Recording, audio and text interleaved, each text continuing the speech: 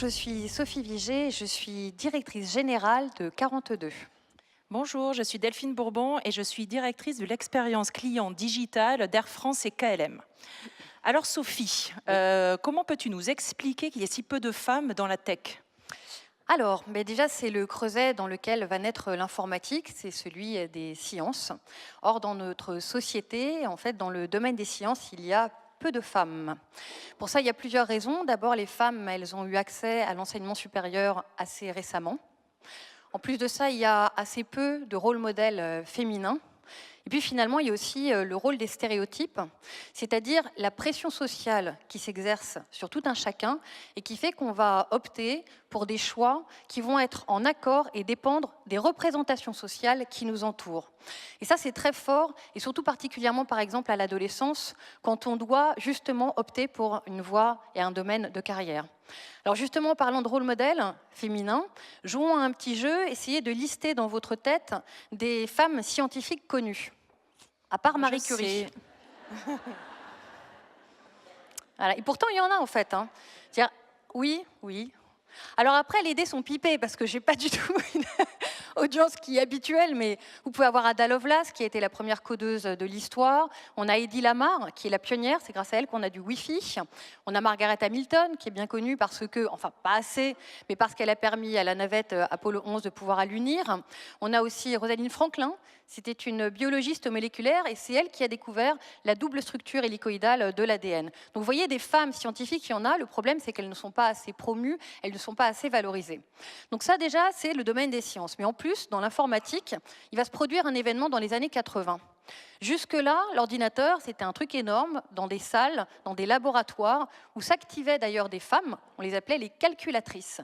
Et ce n'était pas très valorisé comme métier, contrairement aux garçons qui prenaient la voie plutôt de la physique. Et du coup, dans les années 80, tout d'un coup, va devenir l'ordinateur individuel. Et cet ordinateur, considéré un peu comme un gadget, comme un jouet, il va certes être acheté par des hommes, mais surtout par des familles aisées, blanches, qui vont offrir ça à qui, à votre avis? À leur fils peut-être, non? Exactement. Et du coup, elles vont offrir ça à leurs gamins, à leurs garçons adolescents, un peu comme on offrait un peu Chimie 2000. J'en veux pour preuve que mes parents ont offert à mon frère un ZX81 quand j'avais 8 ans, que je me suis empressée de lui voler. Néanmoins, ça va constituer finalement le creuset d'une communauté qui va être constituée de garçons, plutôt adolescents, blancs, qui vont être férus de jeux. D'ailleurs, on verra le développement finalement de la filière des jeux qui va prendre énormément d'ampleur. Férus aussi de science-fiction, d'heroic fantasy, et puis bien sûr de science et d'informatique. Et l'ordinateur va offrir un peu une bulle en plus, un univers dans lequel on peut se refermer.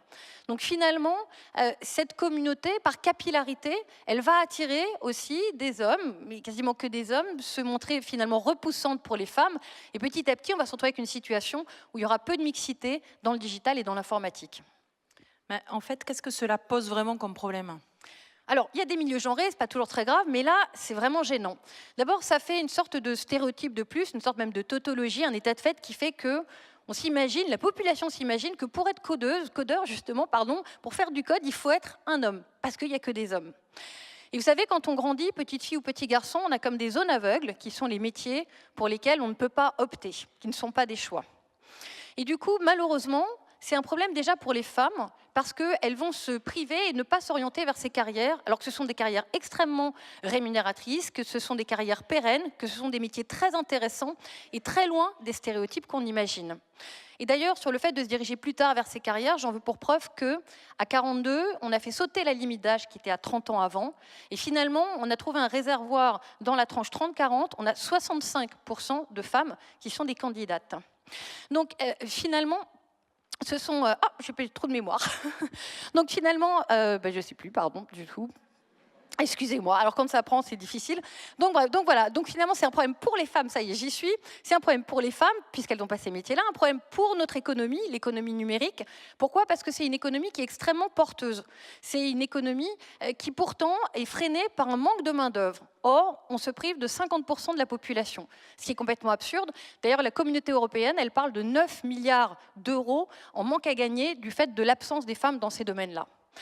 Et puis au final, c'est aussi un malheur pour l'humanité. Pourquoi? Parce que finalement, quand on n'a qu'une toute petite partie de la population qui va travailler en intelligence artificielle et qui n'est pas représentative de l'ensemble de l'humanité, eh bien ça amène à des situations néfastes et perverses. Et on trouve ça dans les biais qui sont induits dans les algorithmes et aussi dans les bases de données que vous connaissez nécessairement. Du coup, est-ce qu'on a vraiment envie d'un monde où votre fille, eh bien, elle ne s'autorisera pas à participer à la construction du monde digital de demain, ou bien un monde où finalement l'intelligence artificielle sera créée par une toute petite partie de la population, et de ce fait, on risque de se priver de succès et d'innovation par manque de diversité? Bah, non, je dirais, pas vraiment. On n'a Non, pas envie de ça. certainement Donc à l'école 42, qu'est-ce que vous faites concrètement? Alors, à 42, en fait, déjà, dans ce type de formation, en général, il y a entre 5 et 10% de femmes. À 42, au début, il y avait 7% de femmes, en 2013. En 5 ans, on est passé de 7 à 15% de femmes, ce qui était déjà remarquable. Depuis mon arrivée, donc en 5 mois, on est passé de 15 à 26%, ce qui est énorme dans ce genre de formation. Et merci beaucoup. Et ça, c'est vraiment d'abord aidé par une équipe vraiment formidable qui est très impliquée sur ces sujets, aidé aussi par les étudiants de 42, parce qu'il est vraiment très important de travailler en collaboration et avec les hommes qui sont nos meilleurs alliés, justement. Et grâce à tout ça et grâce à un certain nombre d'actions, alors en fait, pour de vrai, le temps étant timé, je ne peux pas vous lister toutes les actions. On a fait au moins plus d'une cinquantaine. Vous pouvez m'envoyer un mail à sophie@42.fr et je vous envoie la liste de toutes les actions si vous voulez.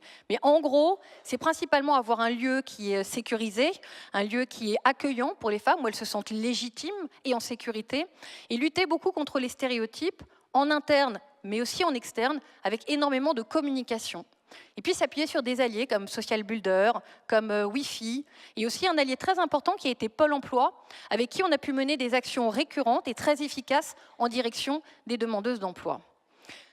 Donc, finalement, et bien sûr la JFD, et surtout qu'en ce moment, à 42, on fait une grande journée pour la JFD où on accueille des femmes sur des ateliers, des hackathons, des conférences, en accord avec la JFD. Et du coup, finalement, c'était dans l'ADN de 42 d'être ouvert à toutes et à tous. Donc, il était très, très important pour nous de pouvoir vraiment faire comprendre à l'ensemble de l'humanité, non pas de devenir codeur, il ne faut pas que tout le monde devienne codeur, mais surtout de donner à tout le monde la possibilité de se dire que oui, vous pouvez vous engager sur les métiers du digital. Et que quel que soit votre âge, votre talent ou votre sexe, vous pouviez être un talent à révéler. Donc, il était pour nous, évidemment, évident que nous allions nous engager pour pouvoir donner des ailes aux femmes. Finalement, merci. Alors finalement, on a parlé d'éducation, mais du coup, qu'est-ce qu'il en est, Delphine, dans le monde de l'entreprise? Alors écoute, moi quand je rencontre des gens, je pense que la plupart se disent « Ah, elle travaille chez Air France, elle doit être hôtesse de l'air ». Alors, hôtesse de l'air, c'est un super beau métier, mais moi j'ai un scoop aujourd'hui pour vous, c'est que toutes les femmes chez Air France ne sont pas hôtesses de l'air. Par contre, on m'a jamais demandé si j'étais pilote ou si je travaillais dans le digital, et pourtant c'est mon métier. Alors, Anne Rigaille, notre directrice générale, vous a dit ce matin que dans pas mal de départements maintenant d'innovation, de digitalisation, ces départements-là sont leadés par des femmes. Et j'ai 2 chiffres à partager avec vous. Au digital d'Air France, 68% des digitaliens sont des femmes. Et mieux encore, je dirais, 62% des managers du digital sont des femmes. Donc voilà, c'est un résultat dont nous sommes fiers, et c'est l'histoire de ce résultat que je voulais vous raconter aujourd'hui, et surtout de comment on maintient ce bon résultat, car rien n'est acquis, évidemment. Alors l'histoire, pour moi, elle commence par une question que je peux vous poser. Pourquoi veut-on à tout prix la mixité, en fait ? Alors, on peut dire parce que c'est une valeur. Pour Air France, notamment, c'est un engagement fort. On peut dire aussi que c'est normal, c'est juste le reflet de notre société. Mais au-delà de tout ça, pour moi, c'est aussi nécessaire pour le développement économique d'Air France. Aujourd'hui, mon équipe crée des produits digitaux qui sont utilisés majoritairement, en plus, par des femmes. Alors, comment on pourrait expliquer que ces produits ne soient créés que par des hommes ? Ça n'a pas de sens. Donc moi, je veux une équipe mixte parce que je sais que cette équipe aura plus de chances de créer les outils qui correspondent à la majorité de nos clients. Donc pour moi, c'est aussi une question de business. D'accord, mais du coup, en pratique, qu'est-ce que vous faites? Alors, nous avons plusieurs chantiers. Le chantier numéro 1, évidemment, c'est le recrutement. Sur des filières un peu techniques, technologiques, nous encourageons le recrutement de femmes. Par exemple, en externe, 30% de nos ingénieurs recrutés sont des femmes.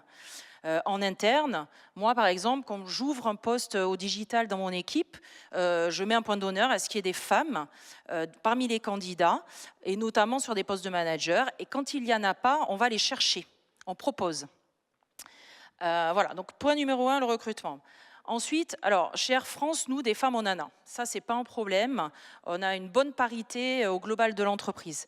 Maintenant, ces femmes, il faut les attirer sur les métiers du digital. Alors là, pour faire ça, il faut casser les clichés. Non, le digital n'est pas que le domaine de geeks associables, rivés devant leur ordinateur toute la journée. C'est aussi, c'est pas ça. C'est un métier d'innovation, c'est un métier de service, c'est un métier de création, c'est aussi du travail d'équipe au service de nos clients. Et ça, c'est un message beaucoup plus sexy à véhiculer. Alors, comment véhiculer ce message? En fait, comme toutes les fans du digital, je me suis posée en modèle, en ambassadrice. Alors, non pas moi, Delphine Bourbon, pour faire ma belle, mais plutôt pour raconter l'histoire d'une femme, manager, d'une équipe digitale, et aussi maman de 3 enfants, dont des jumeaux. Là, vous pouvez applaudir, par contre. Voilà, donc à travers ce témoignage, en fait, je voudrais que les femmes d'Air France et les autres puissent se projeter. Pour véhiculer ce message-là, on a mis en place une communication interne, donc avec des portraits de femmes, lors d'événements, de rencontres, où on a l'occasion, où j'ai l'occasion de partager ma vie de tous les jours, voilà, ce que je fais, mon enthousiasme pour donner envie. En externe, nous travaillons avec des associations comme Elle Bouge, et nous allons à la rencontre d'étudiantes, de lycéennes, pour porter ce même message. Et nous avons 50 marraines d'Air France qui le font. Mais je dirais que casser les clichés, c'est évidemment dans le monde professionnel, mais ça commence aussi chez vous, à la maison. Et nous, au Digital d'Air France, nous avons choisi d'offrir un jour à nos propres enfants, pour qu'ils découvrent où papa et a fortiori maman travaillent, et qu'ils découvrent surtout les métiers du digital d'une façon ludique et qui leur font envie. Donc ça, c'était vraiment le deuxième chantier, attirer les femmes, casser les clichés. Mais je dis souvent que le meilleur ennemi de la femme, c'est elle-même. On se met trop de limites, trop de freins. J'ai lu récemment que lorsqu'une femme veut postuler à un poste, elle attend d'avoir 80% des compétences requises. Un homme, c'est 50%. C'est édifiant, en effet. Et alors, du coup, vous, concrètement, vous faites comment pour les accompagner, les femmes? Alors, pour casser les limites, tout d'abord, on travaille sur le mentoring. Moi-même, je mentore des femmes, et lorsque je discute avec ces femmes, évidemment, je parle de mon parcours professionnel, mais je parle aussi de ma vie personnelle. Je ne raconte pas toute ma vie, bien sûr, mais je parle aussi de ma routine. J'ai appris ça de nos amis de KLM avec qui nous travaillons. C'est pas mal de se raconter professionnellement et personnellement. Quand je dis à des femmes que je rencontre que oui, je suis manager d'une équipe digitale internationale, mais que je suis aussi maman de 3 enfants, dont des jumeaux, je tiens, vous voyez la crispation, voilà. J'ai besoin de lâcher le truc. Voilà. Donc ça, je pense que pour elles, ça peut ouvrir des possibilités. Et le message, vraiment, c'est si je le fais moi, vous pouvez le faire aussi. Vous voyez bien que j'ai pas le look de Wonder Woman, hein. Donc j'ai juste repoussé mes limites, grâce aussi, en faisant confiance aussi à mon conjoint et à mes enfants. Le deuxième chantier pour casser les limites, ça a été une formation qu'Air France propose, qui est une formation 100% féminine. Elle s'appelle Femmes de talent et c'est une formation où on discute de ses limites parce que déjà, il faut les reconnaître. Parfois, elles sont vraiment ancrées en nous, on ne se rend même pas compte. Ça vient de notre éducation, ça vient de l'école, de la société, on ne s'en rend pas compte. Donc lors de cette formation, déjà, on discute de ses limites, on les reconnaît, on les travaille et évidemment, on essaie de les exploser. Et enfin, nous avons créé avec des collègues d'Air France le premier réseau de femmes du groupe Air France, donc Women for Tomorrow. C'était il y a 1 an. C'est un réseau, bon, mais c'est bien sûr aussi un lieu où on discute, où on échange. Et on échange sur nos succès et nos difficultés aussi, c'est important. Et c'est ouvert à tous, à toutes les femmes et à tous les hommes. Voilà, donc en fait la mixité au digital, c'est possible, c'est pas un rêve, c'est pas une utopie, il faut de l'engagement, de l'énergie de tous pour enfin donner des ailes aux femmes. Bravo, merci beaucoup Delphine.